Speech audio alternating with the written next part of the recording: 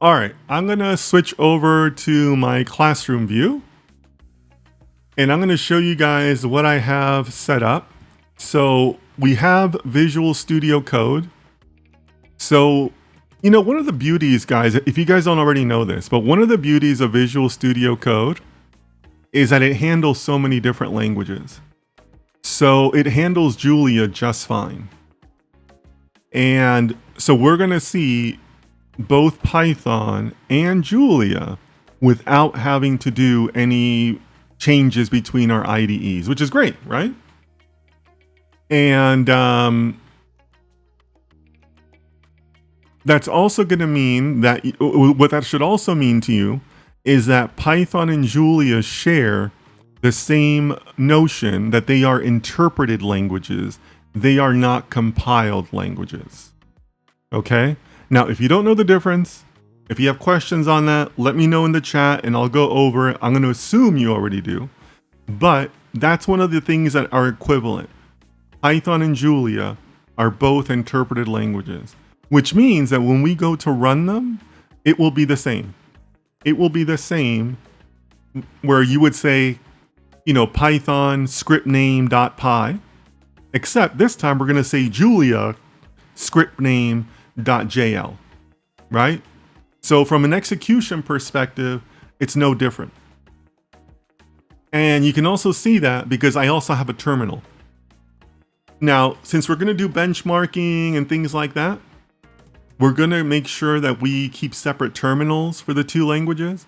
So I'm going to have a Julia terminal, and then I'm also going to have a Python terminal. We're going to work out of the same directory, to keep the transfer speeds of the data the same. But overall, it's going to be the same as far as like the execution of it. We're still going to be working in an IDE, and then we're going to be executing in a terminal. Okay? So pretty straightforward. Michael says, happy Sunday, Dennis and everyone. Good, Michael, good to see you, my friend. Our good friend from Benin City. So glad you're here, Michael. I know you love coming to the classes on Sundays. Thomas says, I'm learning a lot here. Well, thank you. I appreciate that. That's the point, guys. I'm here to create data science professionals. I'm not here to sell you cheap courses and send me money and all that nonsense. Okay? Enemy says, I had to give up because of DB2 incompatibilities. What are you doing using DB2? Ugh.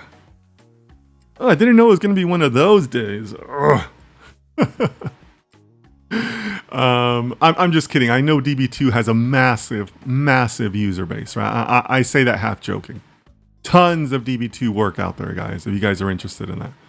Satyam, our good friend Satyam. Hello, Dennis from India. Good to see you, Satyam. I know you also love the Sunday classes, so thank you.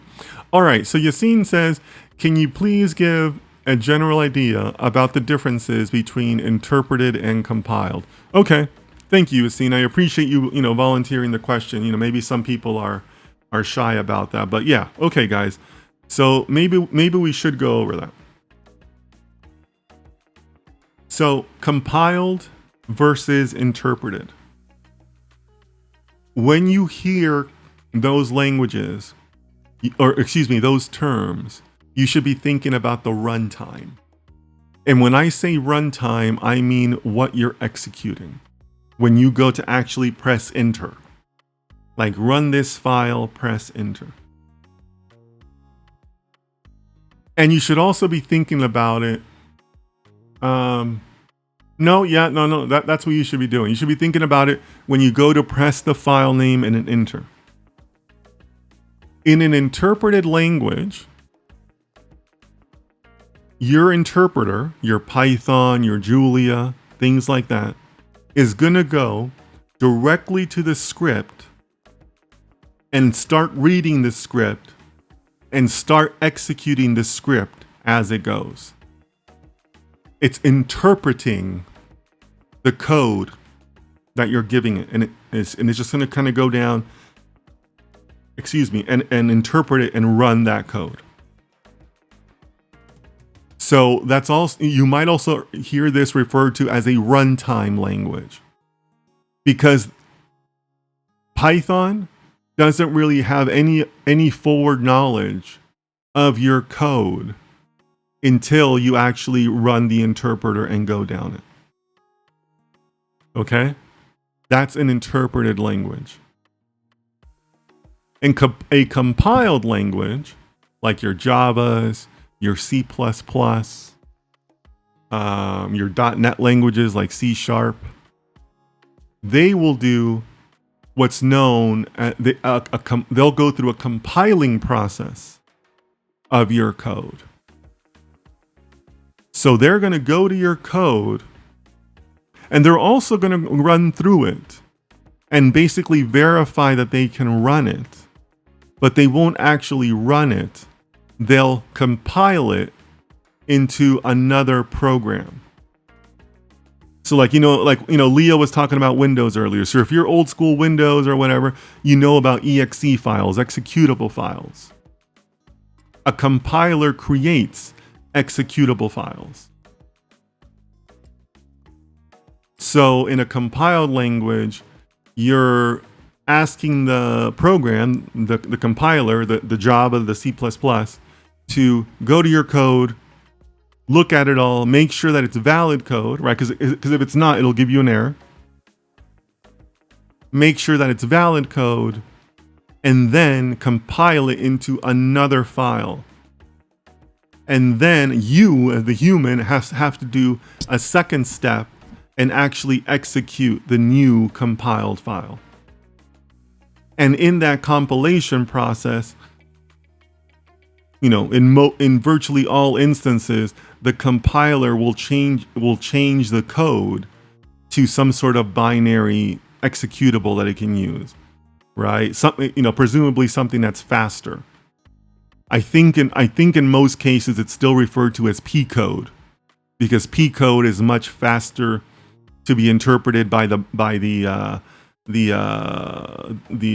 binary underlying that run most computer systems, right? So same thing for like the .NET languages. They run it through what's known as the CLR, the Common Language Runtime, that puts out P code into your executable, and now you're running the executable. So if you're thinking a couple steps ahead, you can probably guess that compiled languages are going to be faster than interpreted languages, because interpreted languages are literally running as you execute the code, as you're executing the interpreter. Whereas the compiled languages have already been pre-compiled from your text-based code, essentially, into a binary friendly, let's say, language, like a P code. I know there's others, but like a P code that can then be put into an executable that can then be run quickly, right? So that's why you always hear a lot about these benchmarks of different Python interpreters, because if you are using something like CPython or IronPython that are more closely related to the way C++ works, you are in theory getting a faster interpreter than your standard Python distributions. But that's what you should understand as far as interpreted versus compiled languages. So in today's, like I said, in today's scenario, we're going to be talking about Julia and Python, which are both interpreted languages. They're not compiled languages. So they're going to basically function the same. Okay? Everybody with me on that? If something's not clear, let me know in the comments, please. All right. So let me keep on going here. So another thing I wanted to share is, how do you get to a Julia installation? It was super easy. And I wanted to do that ahead of time because I didn't want to mess up, my machine, on stream. And, because I hadn't done it in a while. But if you go to ChatGPT and you ask it to walk you through a Julia installation, I did that, and it took very little time. It only took a couple of minutes for me to get to a valid Julia installation. So I'm not going to cover that today, but you're happy to do it on your own. Super easy to do. Probably easier than most Python installations that I've done, to be frankly honest with you. But yeah, so we're just going to be doing we're just going to be working with the plain vanilla install that ChatGPT gave me. I have a feeling we're going to have to install other libraries, but we'll see. We'll see. All right, guys. So my intent here is that we're going to have 2 separate folders, 2 separate terminals, but I want us to work from the same data set because that would be a fair way to benchmark it, right? We're going to ask both languages to work from the same data set, working on a similar problem. And I'm thinking about maybe doing like a neural network. Can we do a neural network in both languages and then benchmark on how it did? Not in terms of accuracy, although that will be interesting, but I'm more interested in terms of time, processing time, because that's where the differences between Julia and Python should really shine, right? So that's what I'd like to do. I'd like to focus on setting up a common data set, setting up a neural network in Python, setting up a neural network in Julia, and then timing them and comparing those baselines against each other. Is there a significant difference? The Julia fans would say that there is, right? But I want to find out, right? So that's my intent. So first thing I want to do is I want to ask ChatGPT to create a data set for us, and we'll probably use Python, right? There's no need to get fancy. It's going to be a synthetic data set. It's going to be saved in CSV. So how we created it is not going to affect the benchmarking, right? Because it's just going to be numbers at the end of the day, right? But that's how I want to start. Okay. So if you guys are with me, let me know in the chat. Otherwise, I'm going to keep going forward. But if you need me to stop, just go ahead and pop something in the chat. Okay. So let's bring up our employee, ChatGPT. If you need me to make anything bigger on the screen, just let me know. Okay. All right.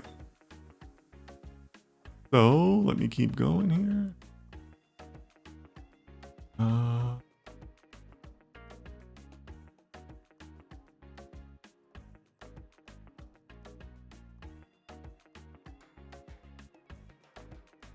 And I want to be very specific in our prompt, right?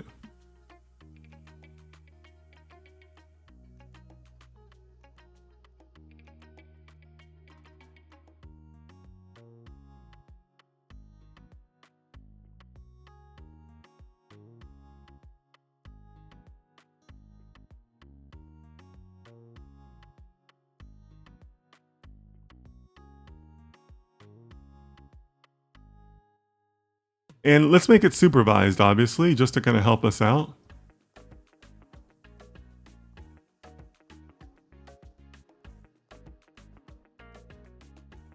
And we need it to be pretty big for benchmarking, right? Because if it's too small, the performance differences won't jump out, right? It'll only jump out when it's really big, right? So we want to use something for a neural network we'll start off with like 5,000 samples.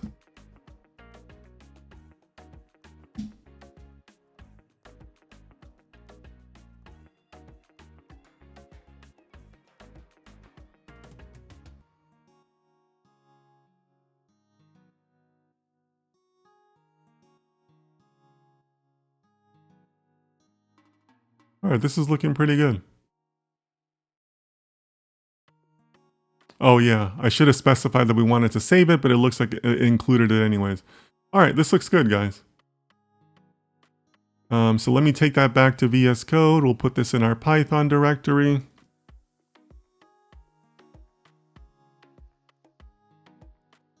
We'll do this and we'll do this. We're going to uncomment this because we definitely want to save. Mustafa, our good friend Mustafa is back. How are you, my friend? You haven't been here in a while. So good to see you, my friend. Mustafa, by the way, guys, is one of my very, very early supporters. So thanks so much for being here, Mustafa.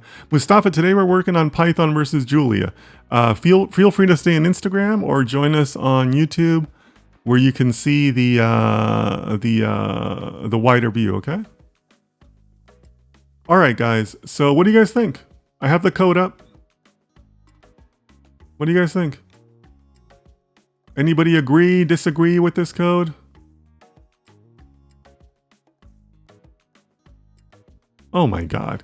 Kaiser says, hey, Dennis, can't you use Kaggle for a dataset? Kaiser, we're professionals here. Kaggle's not for professionals. Come on.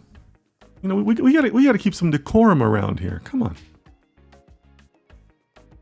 Mustafa says I will be on LinkedIn. Yeah, cool. I'm definitely broadcasting on LinkedIn. Yeah. So what do you guys think?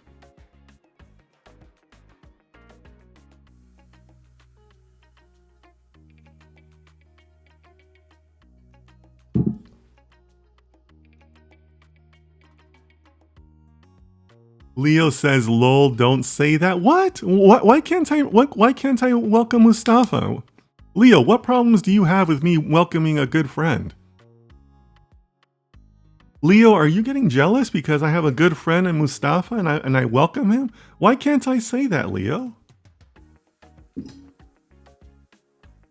Leo, you're a weird dude sometimes because all I was doing was welcoming Mustafa and you say I can't say that.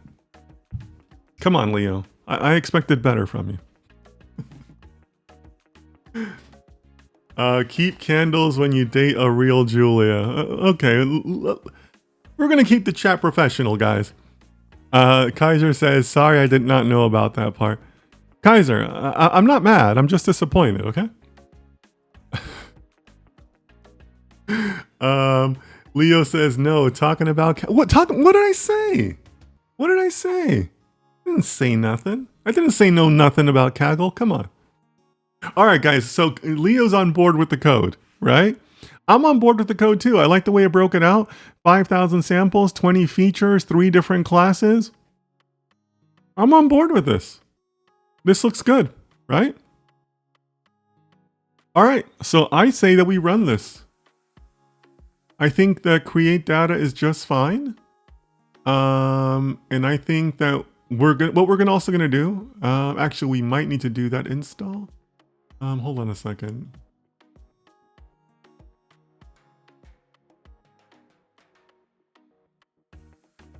Here we go. We need to switch to this environment. Let's see if that resolves now. So what we're gonna do, for those of you guys that we hear last week, we're just gonna reuse the environment from last week because it was a pretty decent environment for CPU processing. So there's no need for us to recreate the wheel. So we're still gonna work within the Apple ML CPU. For some reason, VS Code is not resolving these 2 imports, but I'd be surprised if we don't already have them. But let's try it. It'll tell us, right? Let's just verify the files are there. They are. So Python create data.py. Okay, so it looks like we need to import sklearn, so that's fine. Pip install. I always forget this. I think it's scikit-learn.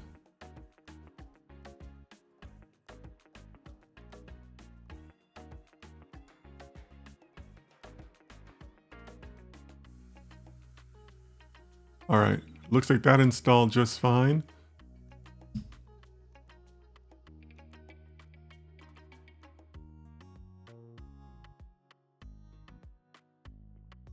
No module named pandas. Wow, okay. I can't believe that environment didn't install pandas last week. That's kind of crazy. All right. Rahul says, Leo, I will be your friend. We're 2 weirdos. Embrace the weirdness, guys.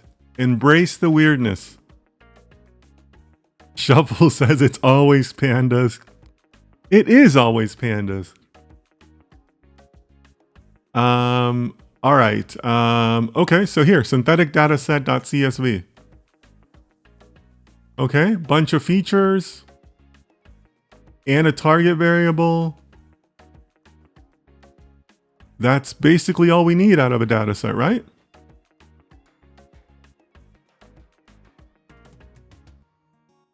I mean, that's basically all we need, right? So the only other thing I want to do is I want to copy this over. We could use it from this directory, but we don't want to give the Julia a disadvantage by having to do the transfer across directories, right? So we're going to keep the directory and the code in the same section, right? So next thing I want to do is I want to create our Python neural network, right? Because this is where we're going to say, hey, use this data set and give us a neural network. Give us your accuracy and all your scores. And then how long did you take, right? So bring in our employee.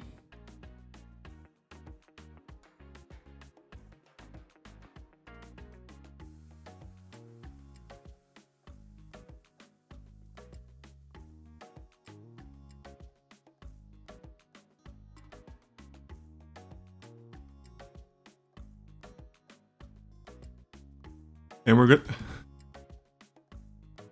And I can't even stop laughing because we're about to start using Keras, and you guys know that I'm going to do a PyTorch burn here, right? So we'll just let that slide, and we're going to say that we want to use. Well, we actually want to use TensorFlow because we know we have TensorFlow installed, right? For Python, using TensorFlow. And if you guys want to know why we're not using PyTorch, ask somebody else in the chat. That just means you're new. You could know if we're not using TensorFlow. Output all the performance metrics and also maintain a timer during the processing time and show how long the neural network took the process.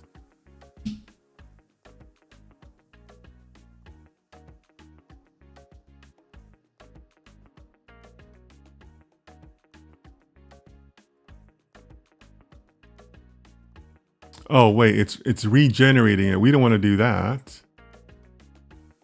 Is it regenerating it? No, it's not. It's just okay, it's just putting in the parameters of it.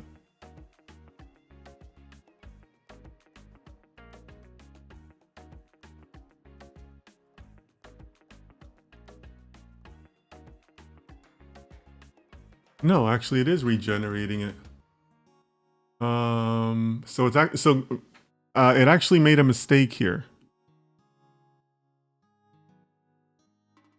So if you guys see that up here, right, this is actually a mistake.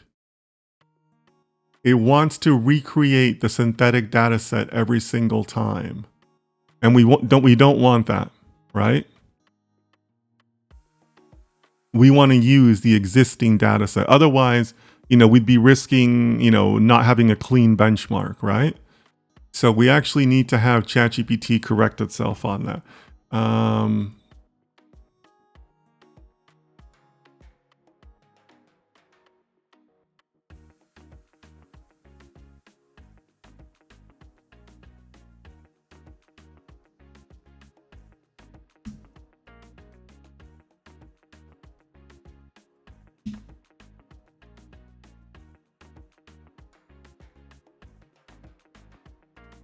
It's asking us to save it, which we don't want. So it's probably going to give us a second piece of code, right? Synthetic data. Okay, so here's where, yeah, this is more what we need. Yeah.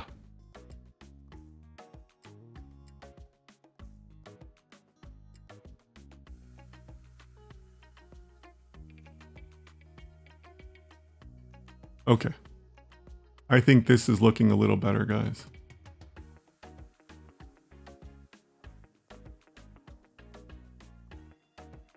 Let's close this out because we don't need these.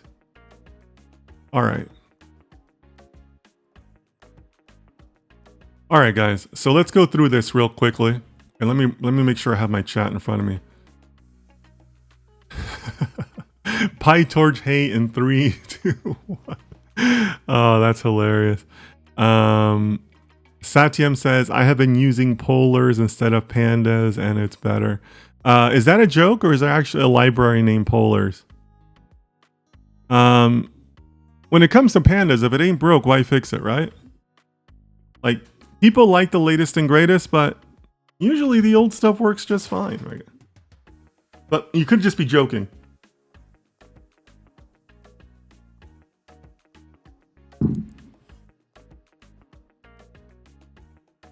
All right. So, fairly straightforward here, guys, but we're going to go ahead and go through it. It's going to go ahead and read the CSV, right? That was the mistake it was making. Making earlier, right? It's taking our data set, setting the target, right? We know that there's a target column named target, which is great. We're doing our train test split, pretty standard. It's using a test size of 0.3, which is okay. You know, I like that. We have enough samples for that, right? It's 5,000 samples in the data set, so you know, I'm on board with that, right? It's going to go ahead and scale our data, which is pretty standard in neural networks. And, excuse me, it's using the Keras. Well, it's using Keras with TensorFlow as the backend, I think is the accurate way to say it. It's giving us a couple of different layers, right? It's giving us 3 different layers. And using the Atom Optimizer, we're going to have an accuracy output as our metric. We could change that if we wanted to. This is where the timing starts, where the timing ends. And then it's going to give us our running the model against our predictive set, you know, that we held out. And then going to give us our scores and our confusion matrix. So this all looks fairly standard to me.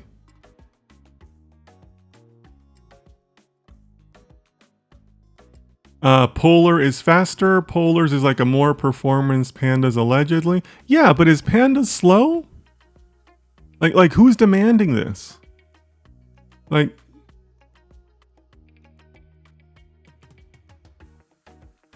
where's the anti-pandas bandwagon, guys? Like,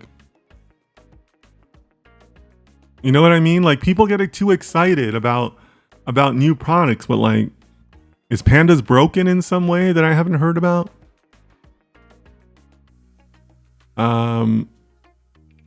Okay, so I think we're good to take a first pass at this. So let's go back to our Python.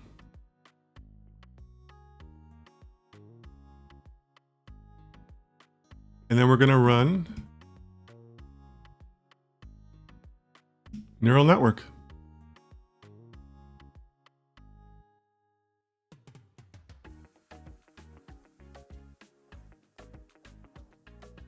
Okay. So we went through 30 epochs.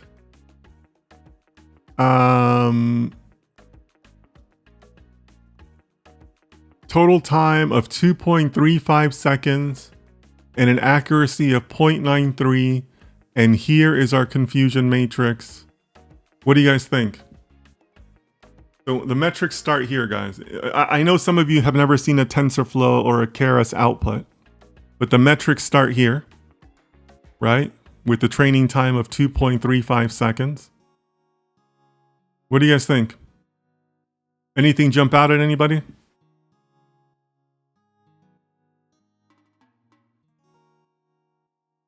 So Shuffle, we don't always have to declare a validation set in Keras and TensorFlow. It kind of takes care of it internally. They're trying to push Polar down our throats. These Rust guys don't give up. You know, the Rust guys don't give up because they're so miserable about how difficult Rust is that they insist on everybody else being miserable. That's all it is. That's what I'm convinced of.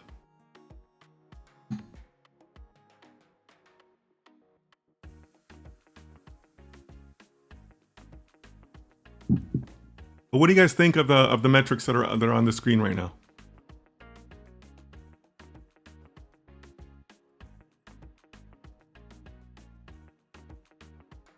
Anybody have any thoughts on that?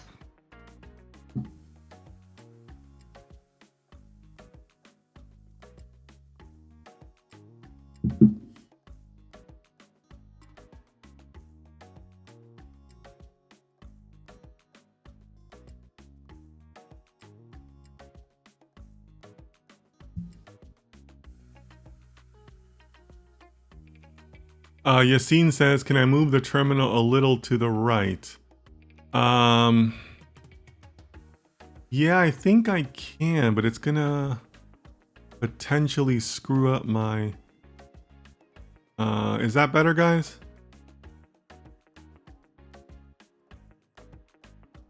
We're gonna lose a little bit of the right side of the screen, but that might be okay. Rahul says, I don't want to be this nerd to like poll. Yeah, so you guys let me know what you think. Fatima says it looks good. Okay. Thank you, Fatima. Anybody else?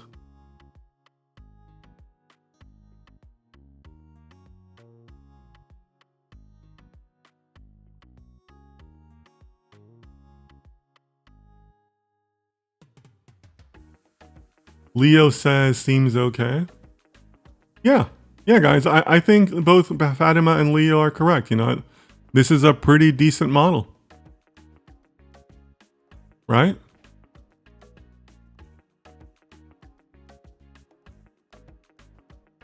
So yeah, I think we're pretty good to proceed here, right? I mean, the accuracy is pretty decent. The F1 score is pretty decent. So yeah, we have a good mix of classes, right? We got balanced classes. We got 1,500 samples in each class. So I think it's pretty good. Give me just a second here. Yeah, so I think it's pretty good. So 2.35 seconds. I'm a little pessimistic that that's going to be enough for us to be able to detect enough of a difference between Julia and Python, right? But, you know, let's find out. We can always play with the size of the data set or even the number of epochs, right? Because this is only 30 epochs, which some people would argue is a little small, right? We could always just, you know, go to 300 epochs or something, right? And that'll help kind of illustrate the differences more, right?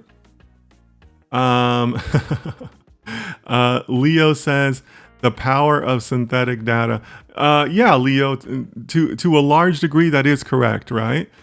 You're probably, you know, this does not always simulate real life, but in this case, Leo, we kind of have to do this because it's the fair test, right?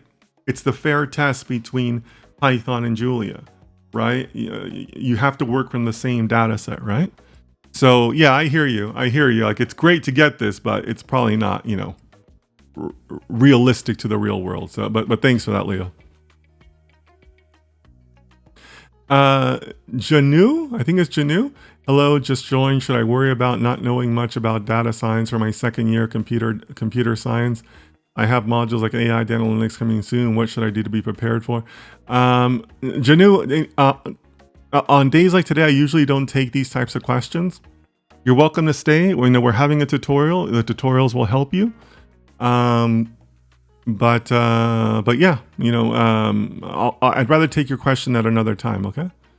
Leo says, yeah, absolutely. Yeah, Leo. I mean, you're a smart guy. You understand the synthetic data portion here.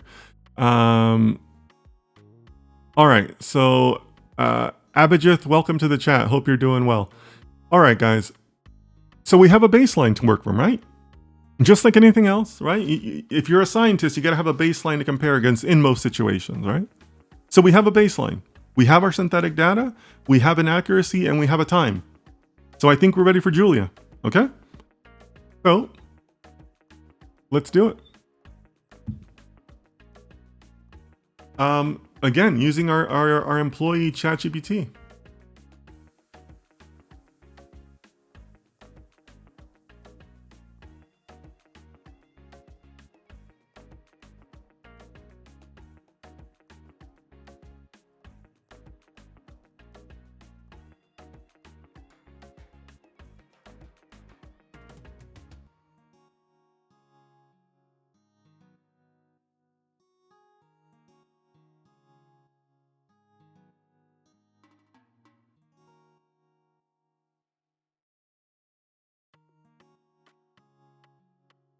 And we want the same metrics and the same time measurements. And then here's the thing, guys. I'm not 100% clear on how to install the appropriate libraries for Julia, or like literally how to do it. Like I know that there is, public repos and things like that. So I'm also going to ask GPT to include the commands that I need to do the installs.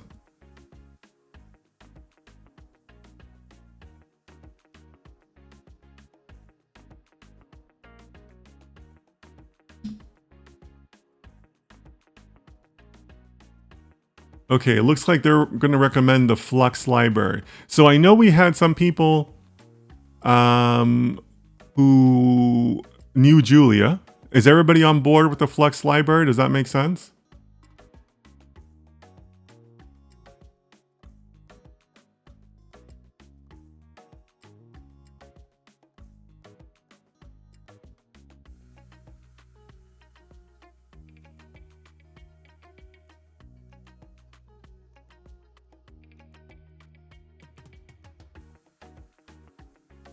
Okay.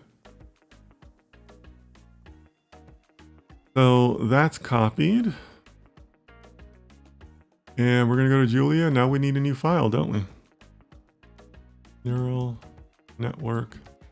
So this time we're going to use a JL extension. And here's our Julia.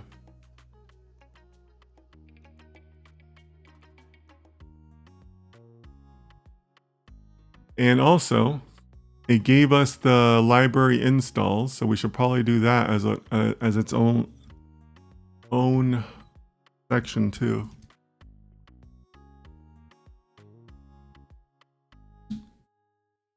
And actually, I kind of want to run that first just to make sure that goes okay. Because as we've seen in other scenarios, right?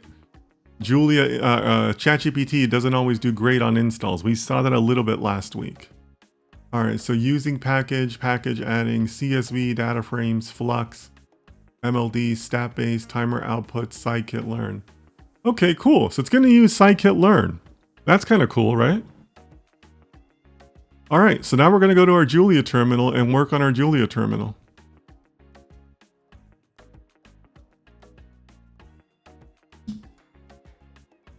So again, this time we're just using Julia instead of Python. So library install .jl.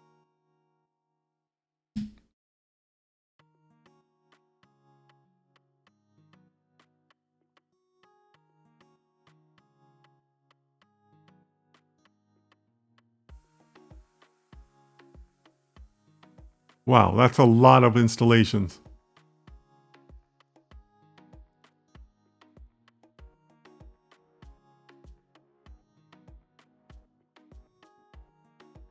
Whoa. Was anybody expecting this many installations? Should I be worried? Oh my, that's still going.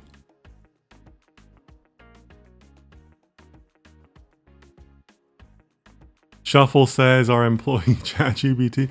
Yeah. But you know what? Like, that's the way I've been looking at it from now on. In the future, the coding parts of data science will be trivial, right?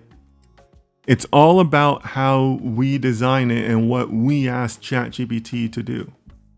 ChatGPT is your employee from now on. Like, the ChatGPT should be doing all the coding for you. Like, you shouldn't be doing a whole lot of coding, right? So that's why I refer to it. And I know it sounds funny, but I really do mean it.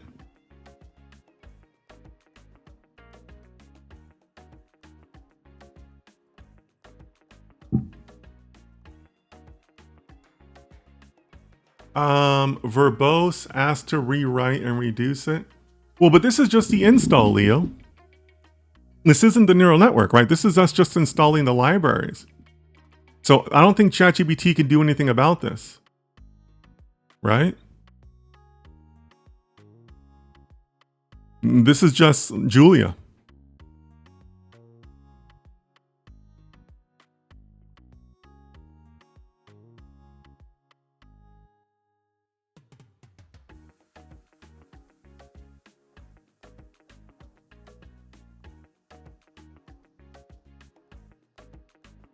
I think Rex can take care of that spam for us. Thank you, Rex.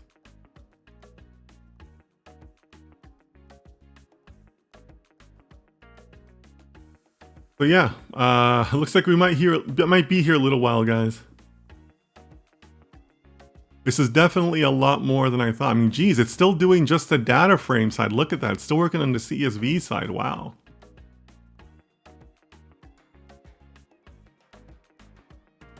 Thank you, Rex.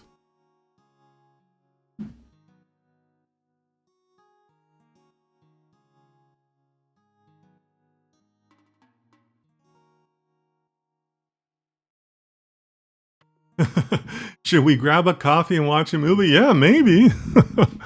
This is a lot more than I thought, guys. Wow.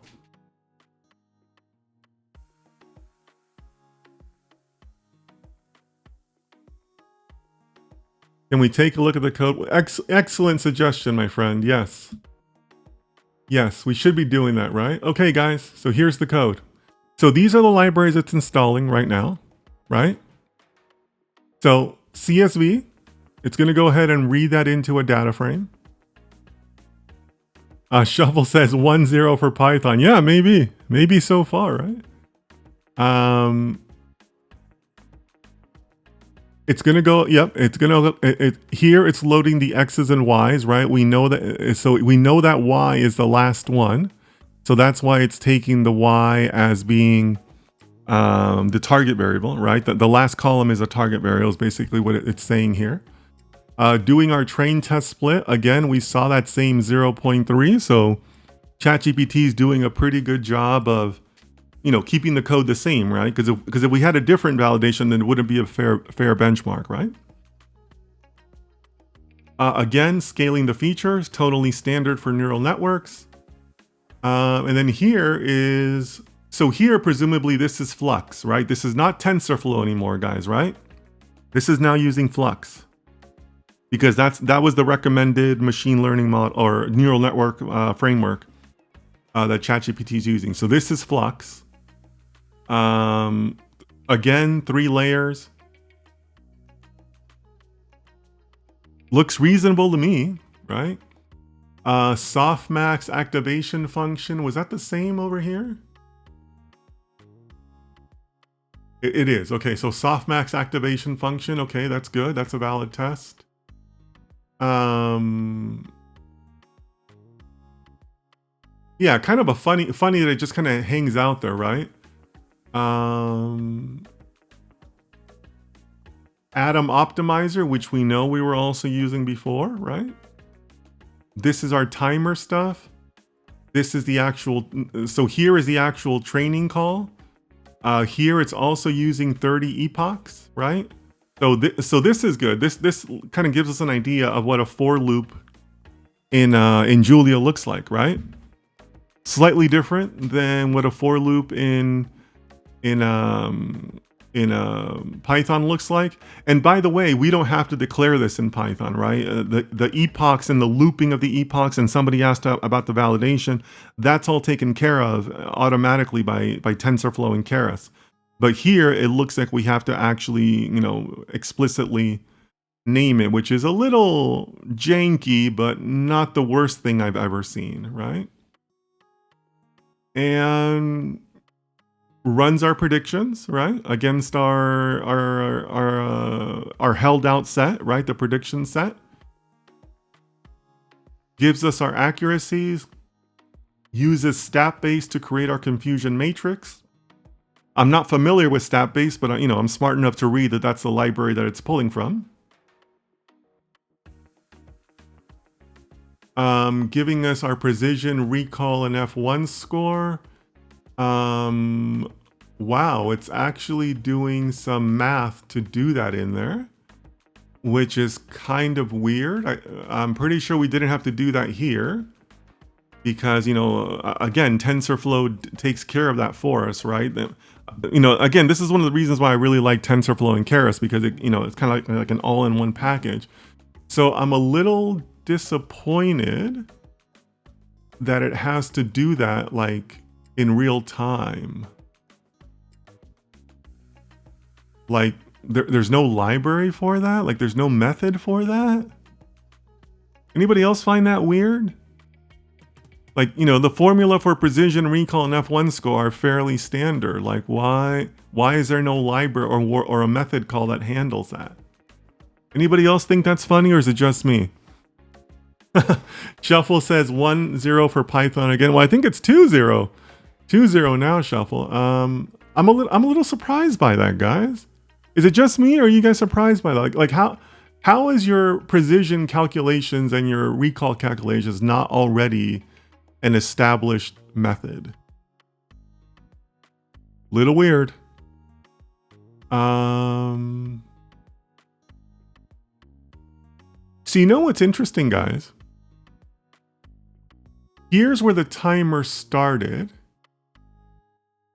And then here is the time it to training time.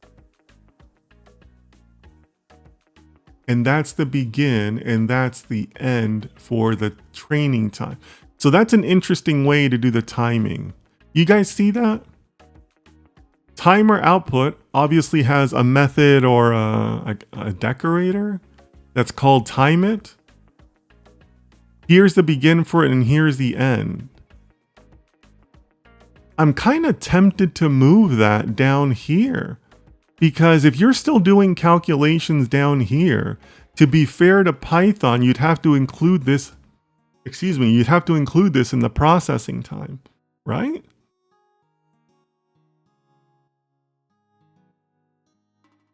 Let's see where we end up first, and then we can move things around. Yassine says, is there no specification for the batch size? Ooh, good question. Good question, Yassine. Did anybody see that? Oh, here we go. One hot batch.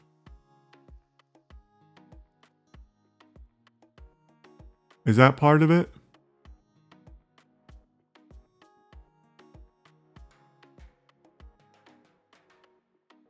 Maybe.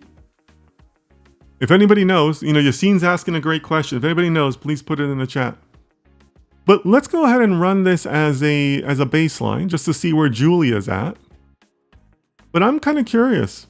I think this should be counted as part of the processing time because it's so janky. But yeah, let me know, guys. Let me know if you guys think that's weird or not. Like, why is there no standard library for precision recall in F1? That strikes me as super weird. All right, let's also see how our install is doing. Okay, install looks good. All right.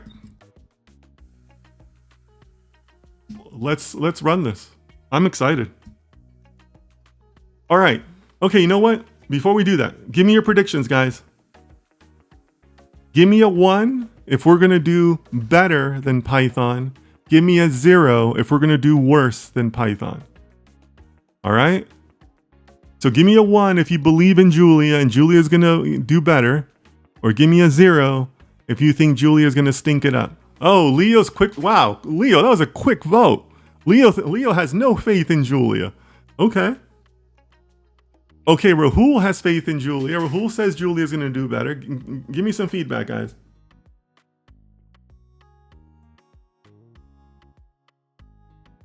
Okay. Okay, a little bit of an even split there, guys. We're tied. We're tied. 3-3. Jeez.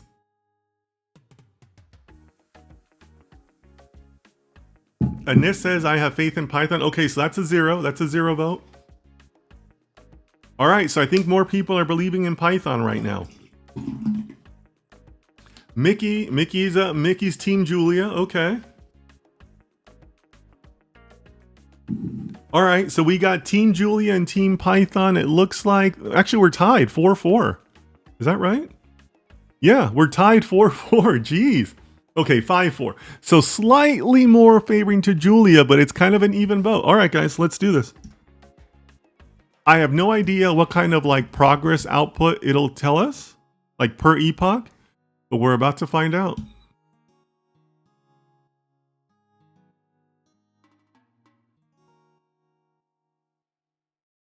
Oh no. Womp womp.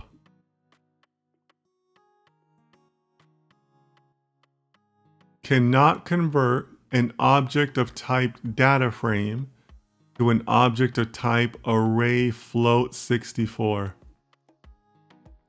Okay. So wow, it couldn't even load the data, eh?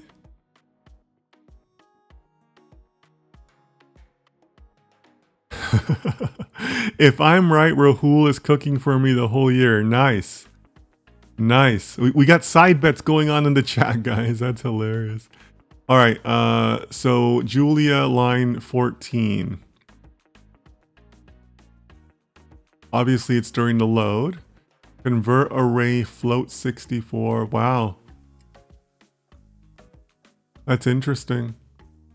So it didn't like at least one of the columns in our CSV.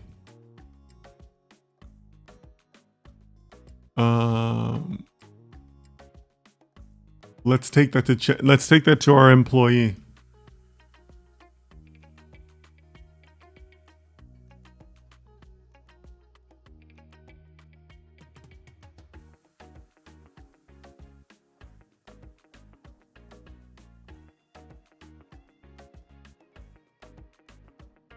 Data frames may be explicitly converted to arrays before they can be used in matrix operation. Here's the corrected Julia code that properly puts the data frame columns into arrays.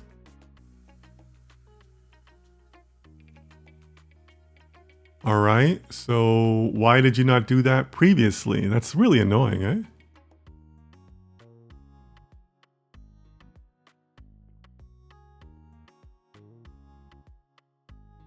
All right, so I think we can just copy this.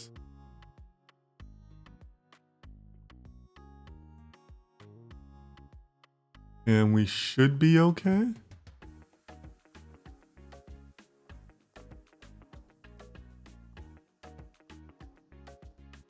I think everything else should be the same. Yeah, I think we should be okay just by that line. All right, guys. Let's see who's right, Team Julia or Team Python.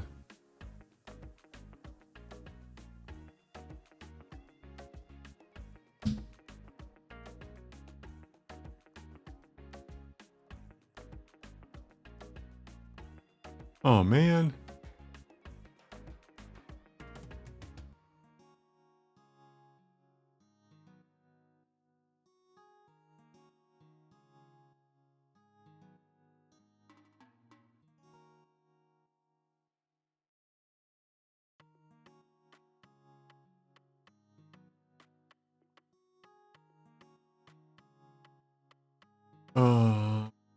That's interesting. No module name sklearn.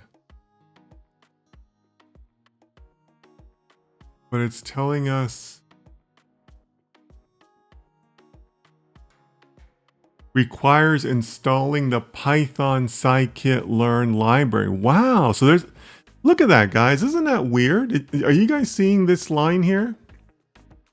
The scikit-learn JL, Julia, requires installing the Python scikit-learn library. Wow. Does that make sense to anybody? There's a scikit-learn Julia dependency on the Python scikit-learn library. Anybody on board with that?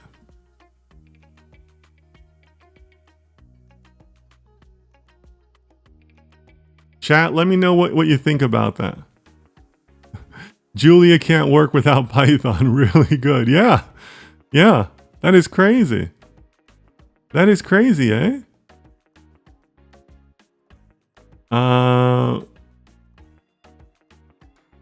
So we already know who wins.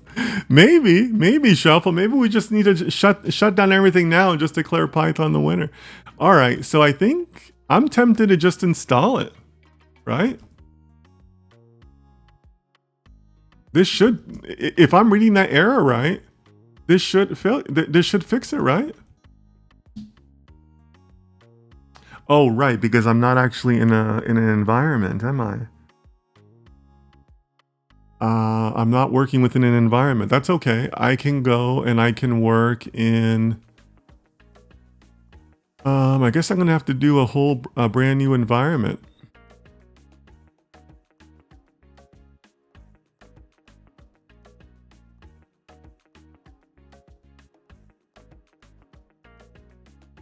Right?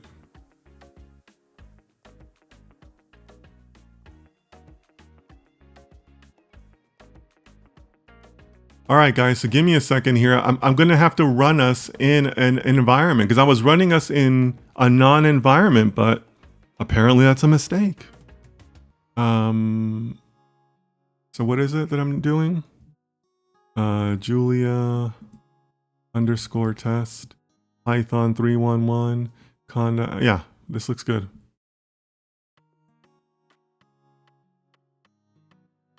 That's crazy, guys. I mean, you'll notice that I wasn't running in an environment because this ain't Python, right? So, yeah, this is crazy, guys.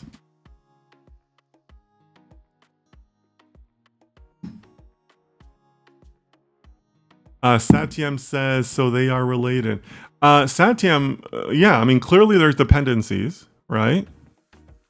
I was not aware of this, so that's my own ignorance on Julia. So maybe this is something we all need to research later, or maybe some of you are going to be turned off by Julia, right? Maybe you could say, well, look, if I'm dependent on Python anyways, I'll just work in Python, right? That's not a bad argument, right? So yeah, it's a little weird right now, guys. A little weird. All right, so according to that previous Julia error, we should be doing this, right? Because we need to make sure that's in our environment.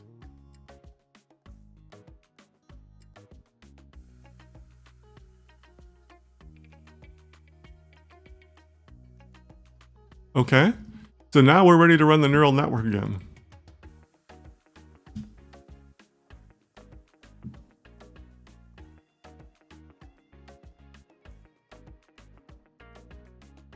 Another load error.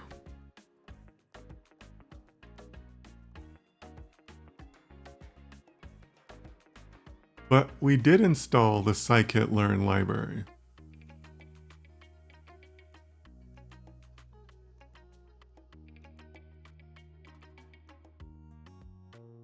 Oh, you know what I'm wondering? I'm wondering if we need to reinstall the previous Julia items that we did.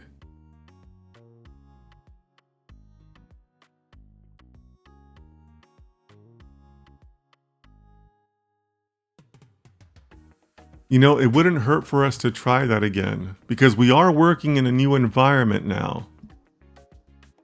So I'm tempted to do that long install that we did previously.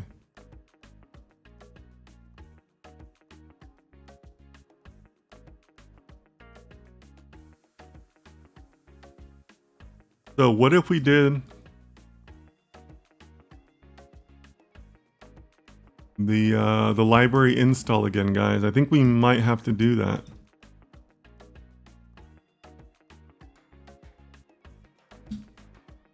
If not, it'll tell us that it found it, right?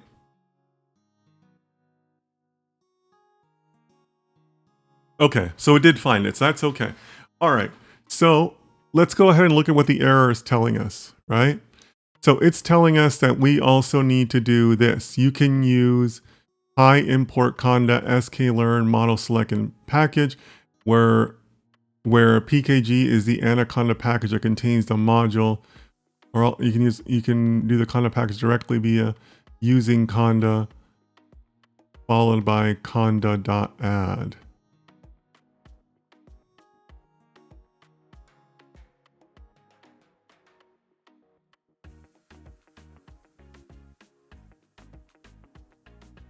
Okay.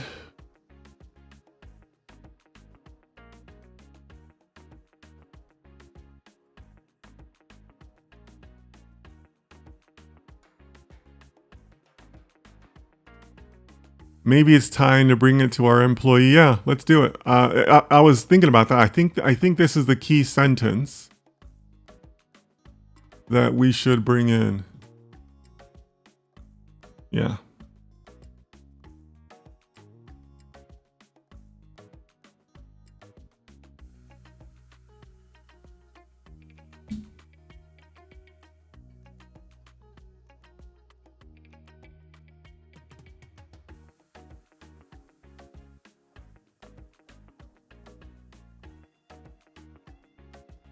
Yeah, but see, it's asking us to do the same thing.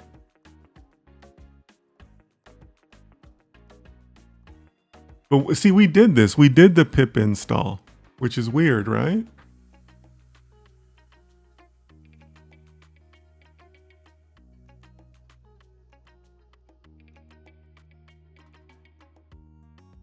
But let's try this, but I'm pretty sure it's going to tell us that it already exists. So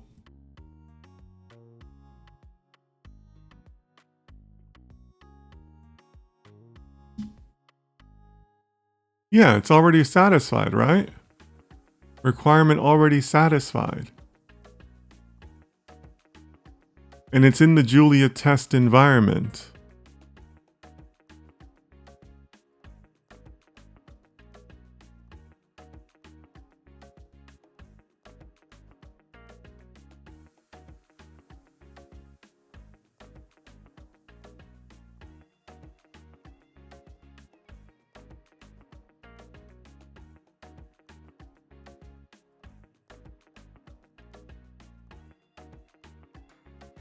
We probably should also run this first step.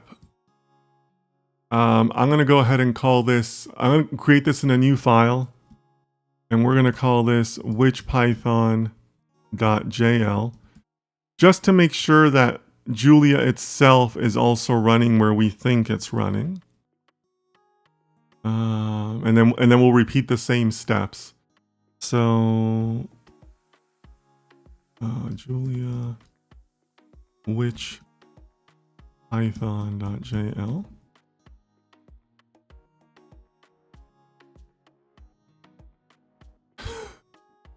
What?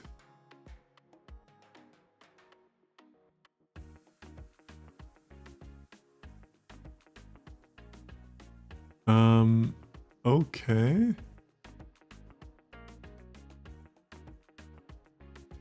It doesn't even have Py. Oh, that is super weird. Let's try that one more time.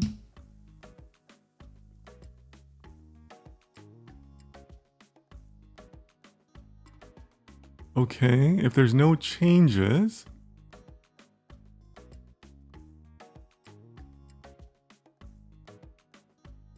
Okay, that's great. No changes, but it didn't give me an answer either.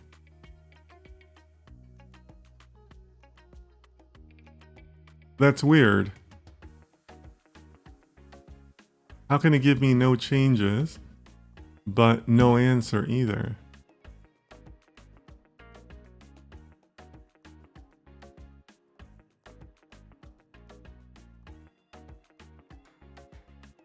I think that ChatGPT might have forgotten us to give us a print statement. Because this doesn't really output anything. So let me go back to ChatGPT.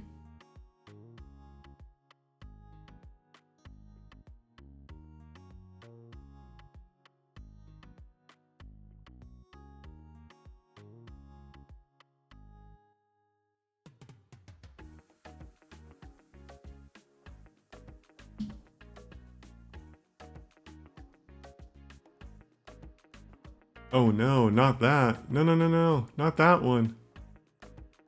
No, the other one.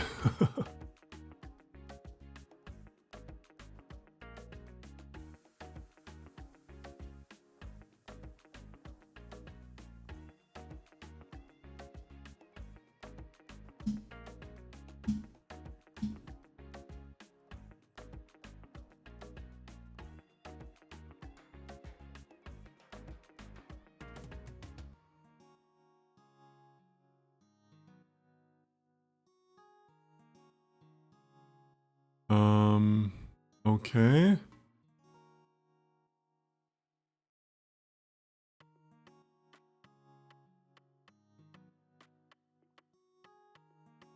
I guess it's giving us an example of how we can check a package status.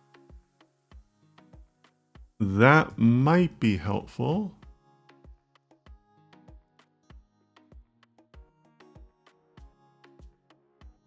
But I don't know if it treats Python as a package, does it? I suppose it could.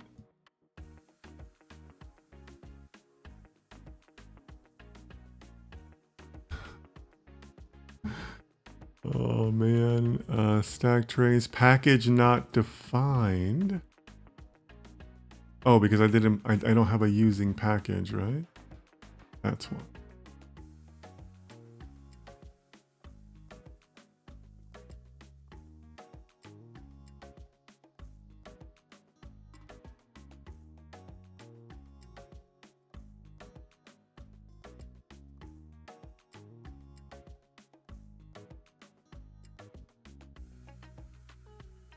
Oh, what is this?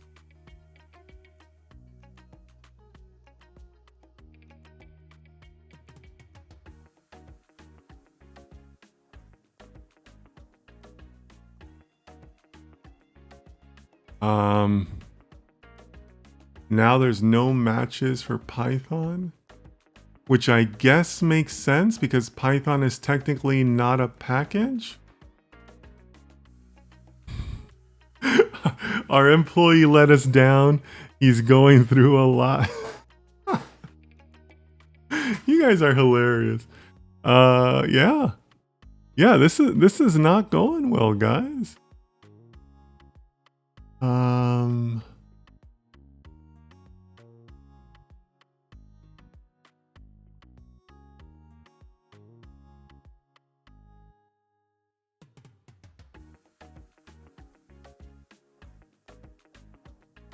I think you should write PyCall. Where? Atharva, give me a full snippet to use. You know, another thing I'm tempted to do is I'm tempted to go into this this path.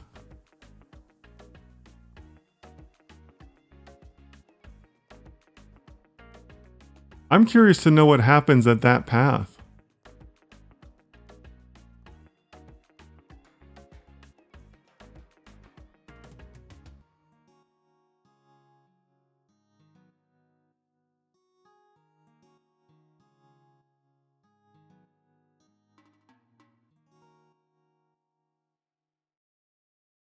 Here, guys, I'm at that path now. I want to know what happens here.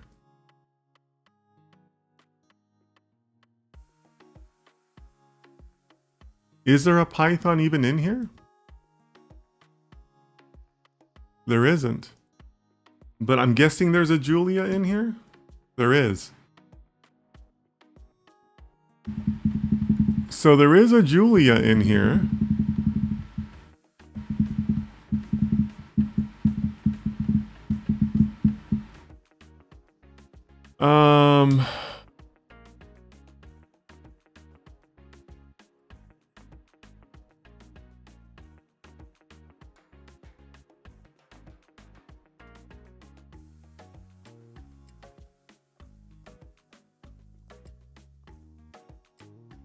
All right, so chat is saying, and may use print line pycal.python, do a pip show pycall. Okay. All right. I see where you guys are going with that. All right. So let me put this terminal down for now, but something tells me that we should come back to that. But Atharva, let's go with your thinking, because I agree with that, right? There is some sort of print output that we need.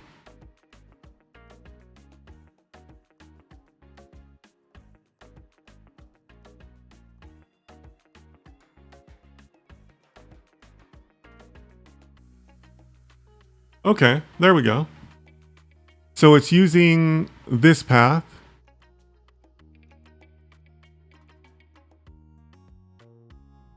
So we should be able to combine this with this, with the answer ChatGPT gave us previously, right? dash m pip install scikit-learn, because this way we know we're sending it to the right Python interpreter being used. Okay, cool. All right, this is progress, right? Because this means that scikit-learn was not installed at that particular location or Python interpreter. And by the way, guys, again, humans win because we told AI that there was no output. I was surprised that it didn't give us that print line output because I should have said it, but my gut instinct was that that's probably the solution also. So Atharva, good for you. That's a good one. So that's a win for Atharva. So I think you can set that path as the environment. Yeah, you're right, Atharva, but since we know it now, I think we can still proceed. I think we're okay to try the neural network again, right? Because that should resolve that error. So we'll probably get another error, but I think we're good here again. We should get a different error, if anything.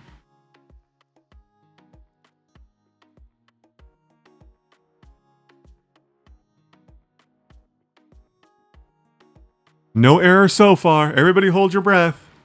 Skynet 0, humans 1. Yeah, you're right. You're right, Rex. Okay, what is this? Load error, params not defined. Oh my gosh. Okay. Atharva says it might not give any error. Why'd you jinx us like that? Atharva, you never say that. Come on, guys. Day 1 of programming class, you never say there might not be an error, right? Just kidding, just kidding. All right, let's take this back. Now, it's also possible that I made a mistake by just substituting that one line. Maybe I should have substituted all the lines. Is there anything? There's nothing about params here, though. But let's go back. Let's go back to our employee.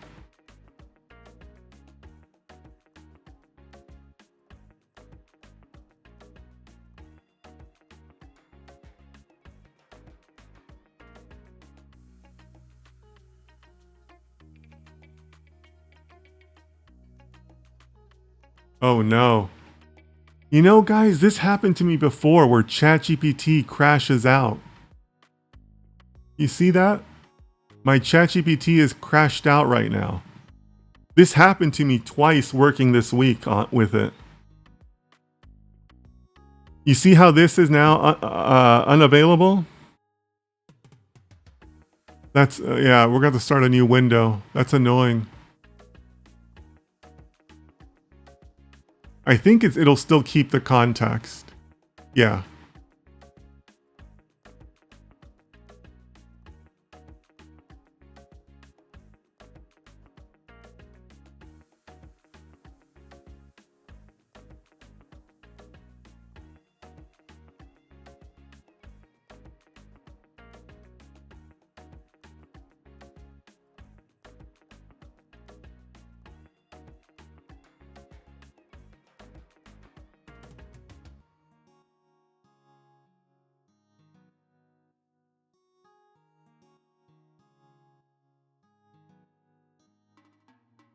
Okay, so it needs to... It says it's related to Flux and Flux params. So it's giving us completely revised code.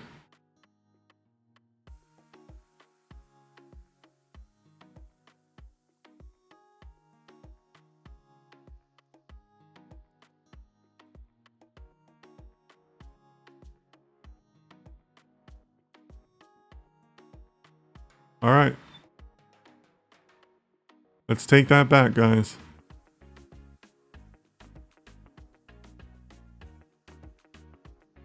So this is the change here. It's using Flux params. And then it made some changes down below too and how it's calling that. But we should be good to go again. Give ourselves some separation here.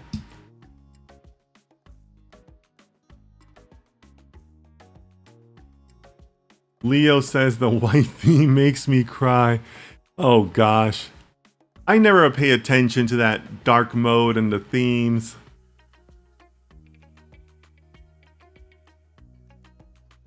Oh my gosh, look at this. What did you guys do here? Layer with float 32 parameters, got float 64 input. Input will be converted. Earlier layers may be very slow. That's not good, right? Value 0 not found in labels. Wow. Value 0 not found in labels. Oh, that's interesting. That is interesting. Leo says, told you in the beginning you should add some DF functions. Okay, well, what kind? Give me a snippet, Leo. Let me know. All right, this is interesting. You know, I just remembered something, guys. And some of you that are Julia experts can correct me on this, right? But isn't there something funny about the way Julia handles arrays? They're not a 0-based array. I think they're a 1-based array. Somebody correct me on that. You know, I know some of you have the Julia experience, so let me know. But isn't there something funny around that? About how it handles arrays? I thought there was. Let me know, guys. I think that one hot batch thing might need you to convert the target into one hot encode. Yeah, maybe. Maybe. Let's see what our employee says.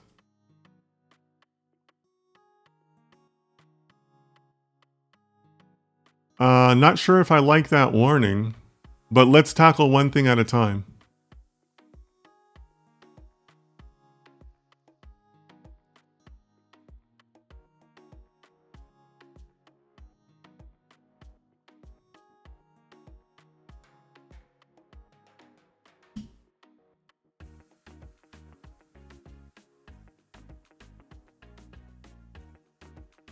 One hot batch. All right, labels and dataset need to be adjusted to match the expected range for a one hot encoding. Okay, so Atharva, sounds like you were on the right track. Solution, add 1 to the Y values to convert them from 0-based indexing to... Okay, see, I thought there was something funny about that. But okay, 1-based indexing ensures one can correctly encode the values. Here is the result. Y plus... Okay, so it's shifting everything by 1, right? Convert 0 to 1, 1 to 2, 1 to 3. Okay. Atharva, is that the solution you had in mind? Or were you thinking... Or is there a method that you thought would fix it? Let us know, Atharva.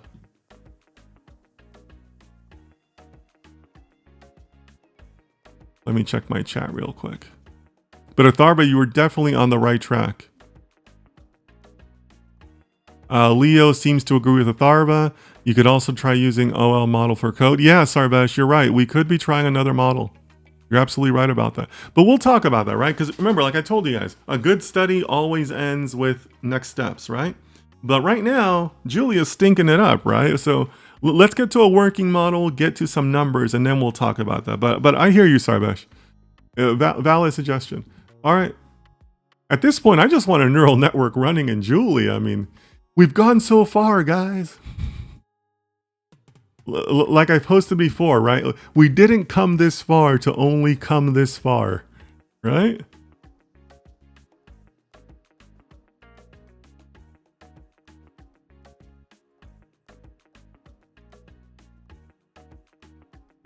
Okay, same warning, but no error. Oh. Oh, wow. Okay, who wants to give a solution for this? Jeez. No method matching Cartesian index 2 int 64? Does anybody want to offer up something for that? Jeez. That's That is not in the code that ChatGPT gave us. That is an internal library error.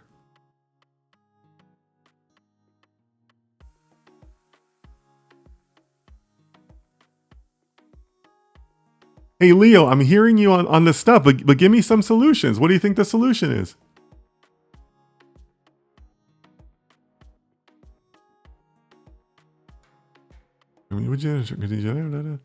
Probably convert Heijin integer value before subtracting and modifying. Here's how to update the code.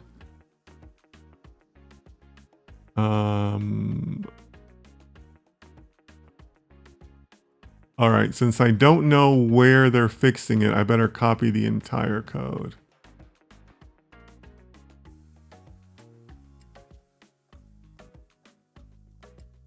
Oh, wait. They hadn't finished yet.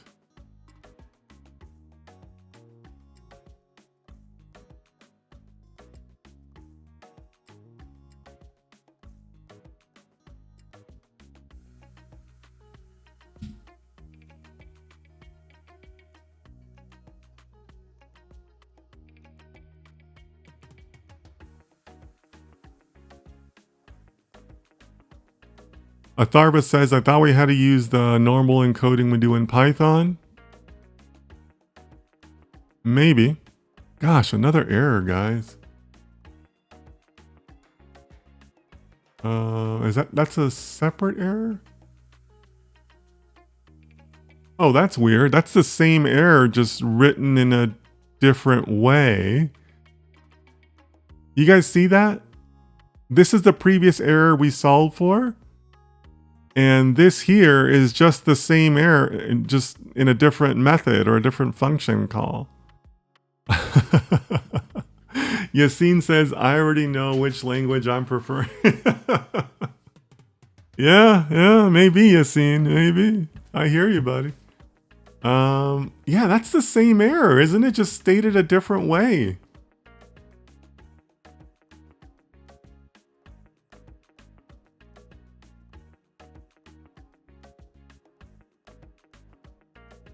But Atharva, is this still an encoding issue though? I think we're beyond that at this point, aren't we?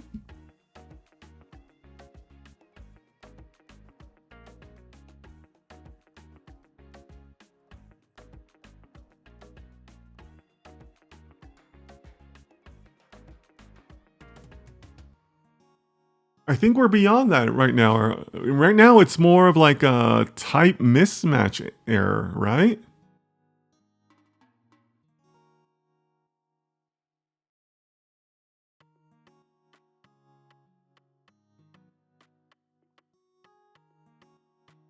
But you know, maybe some of you guys are feeling like Yassine, right? We're going through a lot here. We got the Python neural network running in what, like less than 10 minutes? Right? I mean, looking at Rex's previous statement, Skynet 0, humans 1. I mean, Skynet's not very fun right now, right?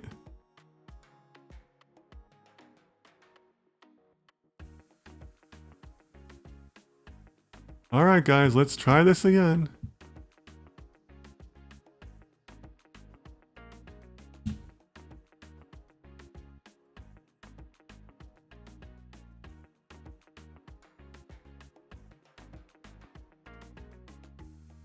All right, guys, I'm running out of water here. If we run out of water before we fix this, I'm going to end this stream early.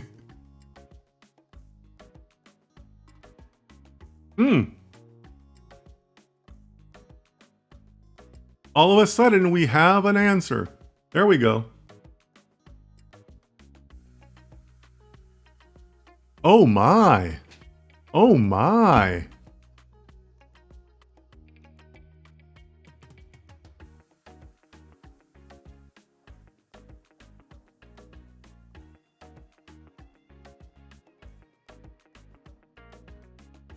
Oh wow. Why does the confusion matrix contain the dictionary of all the classes? Okay, are you guys seeing this? We'll get to these numbers down here later, but do you guys see what I see? Let me know. Let me know in the chat, guys. We didn't come this far to only come this far, guys. Let me know in the chat. What do you guys think? Yeah, it ran finally. Yeah, we did it, chat. We did it. Oh my gosh. That took a long time, guys, compared to the Python. Wow. All right. Yeah, so at Tharber, it ran finally. Titania says Python won. But Chaitanya, did you say that before or after you saw those results? Let me know what you guys see on the screen. I don't know, guys. What do you guys see on the screen? Mostly ChatGPT issues, I guess, rather than Julia. Not really, Rahul. Because again, I did remember that there is an indexing difference in Julia. So like that y equals plus equals is unique to Julia. I agree it's a script issue. But Leo, are you seeing what I see on the screen though? Is it a script issue? What do you guys see?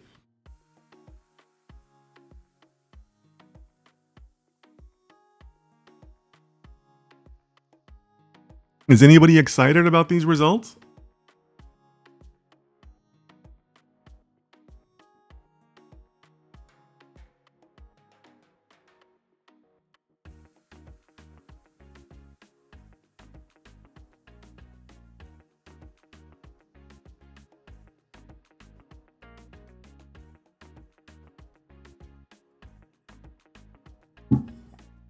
What do you guys see? Yeah, Leo says no. Anybody else?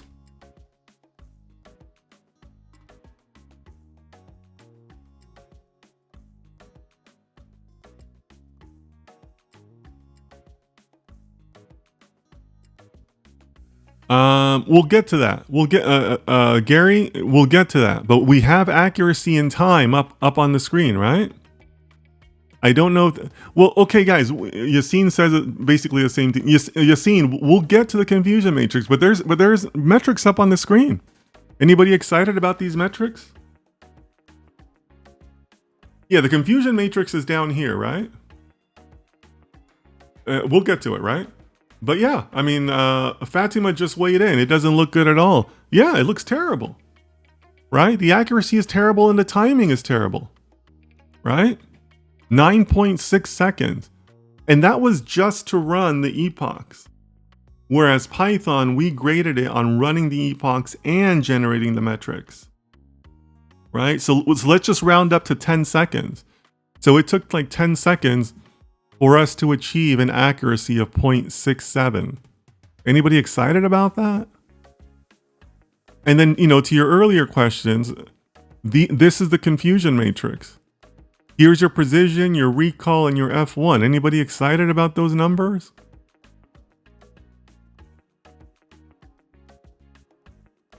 Rahul says, nope, Python is great. All hail the Supreme. Yeah.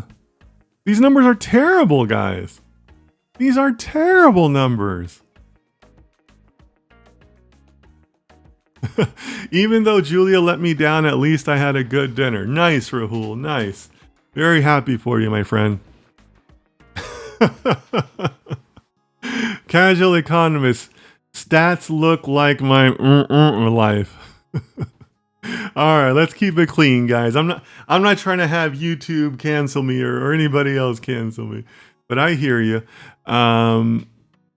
Yeah, it's Chaitanya. Python was 0.94 with 2.35 seconds. Yeah. I mean, these are terrible numbers. Terrible numbers. Right? I'm not excited about these numbers. Sam, our good friend Sam from Mexico. Nice to see you, Sam. Welcome, welcome. Leo says, what would you say it cost to perform so bad? Okay, guys. Yeah, great question, Leo. I love that you're putting it up for the chat. So, guys, let's respond to Leo's questions in the chat. What could have accounted for this? Right? I mean, obviously, the Julia language itself could be doing this. Maybe Julia doesn't do that well with scalar data, right? We know it's a scalar data set. Could this be something that speaks to the power of TensorFlow? Right? I mean, TensorFlow, Keras, that's all coming out of Google, and we know that Google, they know what they're doing when it comes to neural networks. So maybe this speaks to the strength of TensorFlow, right? Maybe the Flux library in Julia is just terrible. Or what about these dependencies that we've seen on Python? We wrote some Python installs to get all of this to work. Did that make sense to anybody? That was kind of weird, right? So let me know. What do you guys think? Shuffle says I'm yeah, I think a lot of people are out of Julia, right? Yassine says, I guess the math isn't mathing in Julia. Yeah. From like an architecture perspective, does it make sense to have Julia sitting on top of Python, sitting on top of your OS? Why not just go to Python, right? Leo says not only numbers, but also the complexity of the script and the lack of independent libraries.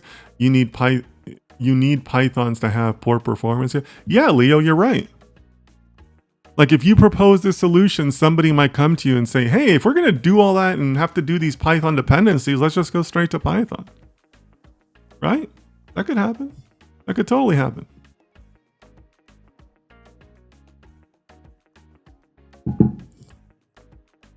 Another thing too, what about the model itself? Maybe neural networks isn't a fair comparison. Maybe it would do better on other types of models, like a clustering model. I mean, I suppose that's possible, right? Maybe the neural network libraries aren't mature for the Julia side, right? So maybe Julia would do some other things that are better, but who knows? Like, do you want to do those types of workarounds? Like, if you did have to do those types of workarounds, then you'd have to show that Julia is like vastly superior, right? Because you're not going to do those workarounds for like a second gained, at least not in most applications, right? So is that likely? Probably not very probable, right? Not highly probable, right? Raheem, welcome to the chat. Syed, welcome to the chat. You guys are on Instagram, welcome to stay there, or you can join us on YouTube with the wide view. The link is pinned in the Instagram chat. Leo says that makes sense. Yeah, but you guys tell me, right? What do you guys think in the comments? This is it's a 5x difference, right? 4x difference between what we saw in Python versus what we saw here. I mean, here we're basically calling it 10 seconds. In Python, it was 2.35 as Chaitanya reminds us, right? What do you guys think?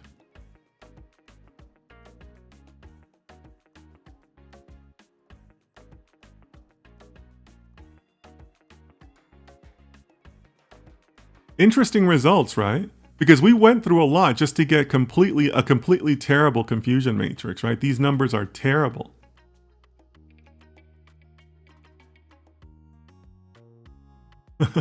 Shuffle says, let's upgrade our employee. Maybe. Rex says, need more replications. Maybe. Yeah. I mean, look, it's maybe to both of these, right? Because let's upgrade our employee. That would have only helped us to get to the working script easier, right? But that's not going to improve Julia's performance, right? Like maybe the newer library would have given us a better framework to work with. I can kind of see that. But is that still going to account for a 4x difference in performance? Maybe not, right? And then Rex need more replications? Maybe. maybe. But again, a 4x, does that explain 4x performance difference? Maybe, maybe not. Yassine says, as of my knowledge, neural networks produce different results on different runs, even for the same structure, but I don't think it'd be this much different. I agree, Yassine. I agree.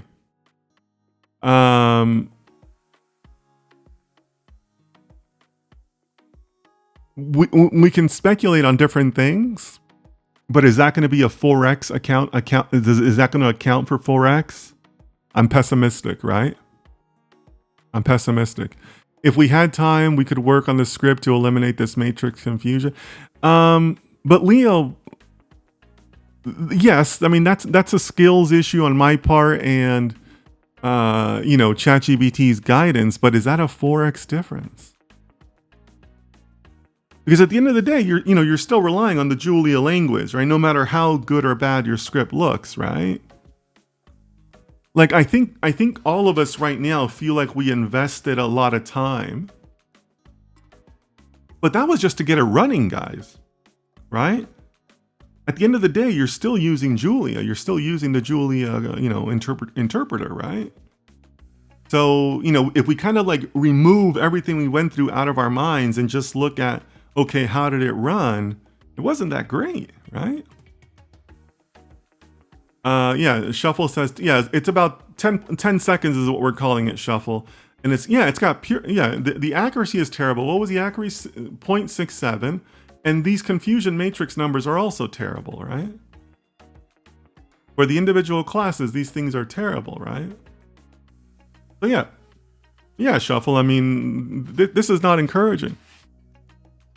And also, Leo, kind of speaking to your comment and Rex's comment, we haven't even optimized this, right? In a way, this isn't a fair comparison yet, because to benchmark this properly, the next thing we would technically have to do is get to 0.93 or 0.9 something in accuracy with Julia to bring it up to the Python standard, and then look at the time, right? Because it's actually not fair for us to say right now it's a 4x difference, because the models are not the same, right? So here's Python. So the first step is to optimize Julia to get to 0.993 something, and then look at the time. So how are we going to do that? Well, we're going to need more data. We're going to need more epochs, for more training runs. Okay. Well, is that likely to increase or decrease the time it's going to take?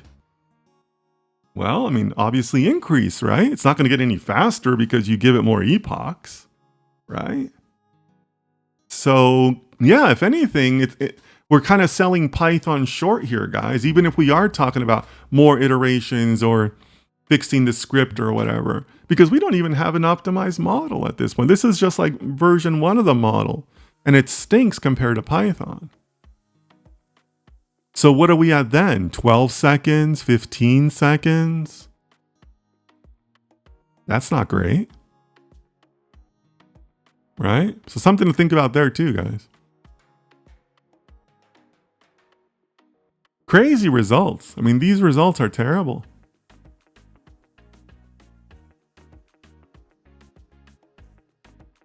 What do you guys think? So if we were to think about this in terms of because I always like to talk about next steps, right? But I mean, really, the next valid step for us, I think, is to say, okay, well, we can't do an apples to apples comparison until both models are performing at an equal level, right? Here's Python, and Julia is still down here. So I think that's the next step. And then we look at the time. I don't think anybody in the chat believes that the time would improve, right? I mean, if you do, let me know, but not probable, right?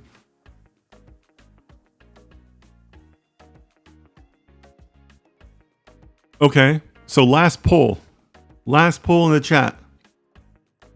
Give me a 1 if you're going to go out right now and you're going to install Julia and start using it. Give me a 0 if you're going to say, I'll stick with my Python and my R. 1 if you're Team Julia, 0 if you're Team Python. Let me know, guys. Yes, I'm pessimistic about Julia. Yeah, Anise, I'm kind of pessimistic too, right? It's not going to get any faster because we optimize it more. Because, we give it more data, because we do more epochs, or, that's not going to speed it up. Casual economist. Okay, guys, we gotta start a collection for a new keyboard for Casual Economist and for Fatima, apparently, because their keyboards are broken. They keep on pressing the 0, but somehow a 1 keeps on popping up. I prefer a hard life. Okay. Python is my first, so always Python. Well, Rahul, I typically wouldn't recommend that outlook. It's healthy to try new things in life overall, but also in data science. But now you have the data to back it up, at least, right? Now you have the data to say, hey, I've looked at Julia. I sat in with this great Julia session with this top data scientist named Dennis, and he showed me that I should stick with Python. So, Yassine says, personally, I pray I never have to use Julia in my life. Yeah, maybe. It didn't go so well for Team Julia today. I would like to try it just to see what it's capable of. Okay, Leah. Well, let us know if you come across any good findings. And hey, guys, this is an article, right? I tell you guys to do your own articles. Maybe Leo will come out with an article out this, right? He says, hey, I'm interested enough to keep going on my own. Do it. Own the project and let me know what you want to, let me know what it comes out to. Hey, you told me Python is a tool, so I'll lift the world with my wrench only. Okay.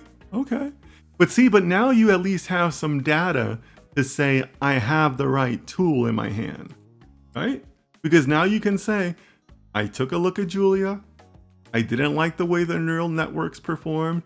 The code was a little wacky, right? Because look, another thing we haven't really talked about is the readability of that code, right? Did anybody think that code was easily readable, or at least as easy as Python, right? Or we saw that weirdness of how it produces its own metrics by using its own formulas because there's no method for it. Like, is anybody happy about that as far as like the structure of the language, right?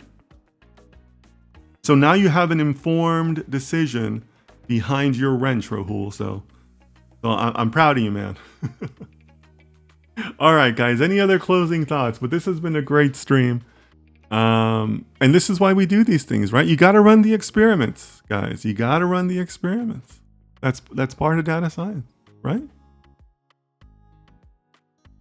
All right, guys. Any other closing thoughts? Let me know in the chat. Otherwise, this has been a very, very interesting stream. And also, once again, the humans beat AI. The humans beat AI. ChatGPT got us there, but I feel like it could have done a better job at some points, right? I think we all kind of feel that way, right? So, yeah. Interesting stream, guys. Interesting stuff. All right, guys. So, thank you so much. I'm just really grateful I get to spend this time with all of you and be able to do this type of stuff. So really hope that all of you enjoyed it, that you got something out of it. I certainly got something out of it. It's fun to try new things, but really appreciate your time. Lots of craziness happening in the world. So please take care of yourselves and take care of your families, and I'll see you next time.